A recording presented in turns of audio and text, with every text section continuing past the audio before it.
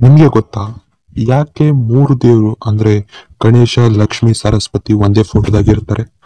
ಇದು ಯಾರಿಗೂ ಗೊತ್ತಿಲ್ಲ. ಬಟ್ ಆದ್ರೂ ಕೂಡ ತಿಳ್ಕೋಬೇಕು. ಯಾಕಂದ್ರೆ ಅವ್ರು ಮೂವರ್ಲಿದ್ದ ನಮ್ ಲೈಫ್ ಕೂಡ ನಾವು ಒಂದು ಚೇಂಜಸ್ ಅನ್ನೋದು ಮಾಡ್ಕೋಬಹುದು. ಆ ಫೋಟೋಲಿದ್ದ ನಾವು ಒಂದು ಸಜೆಷನ್ ಅನ್ನೋದು ಅಕ್ಸೆಪ್ಟ್ ಮಾಡ್ಕೋಬಹುದು.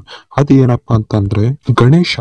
ಗಣೇಶ ಎಂಬ ದೇವರು ಎಲ್ಲರಿಗೂ ಗೊತ್ತು, ಯಾಕಂದ್ರೆ ಫೇಮಸ್ ಅಂತ ಹೇಳ್ಬೋದು. ಈ ಗಣೇಶ ನಮಗೆ ಏನ್ ಸಜೆಷನ್ ಕೊಡ್ತಾನೆ ಅಂತಂದ್ರೆ, ನಮ್ಗೆ ಯಾವುದೇ ಆಬ್ಸ್ಟಕಲ್ಸ್, ಕಷ್ಟಗಳಾಗಿರ್ಬೋದು, ಏನೇ ಆಗಿರ್ಬೋದು, ಒಂದು ಕ್ಲಿಯರ್ ಐಡಿಯಾಕ್ಕೋಸ್ಕರ ಗಣೇಶ್ ನಮಗೆ ಹೆಲ್ಪ್ ಆಗ್ತಾನೆ. ನಮಗೆ ಕಷ್ಟದ ಸಮಯದಾಗ ಗಣೇಶನ್ ನೆನ್ಪಿಸ್ಕೊಂಡ್ರೆ ನಮ್ಗೆ ಯಾವುದೇ ಕಷ್ಟ ಆದ್ರೂ ಕೂಡ ಕ್ಲಿಯರ್ ಆಗಿ ಗೊತ್ತಾಗ್ಬಿಡುತ್ತೆ.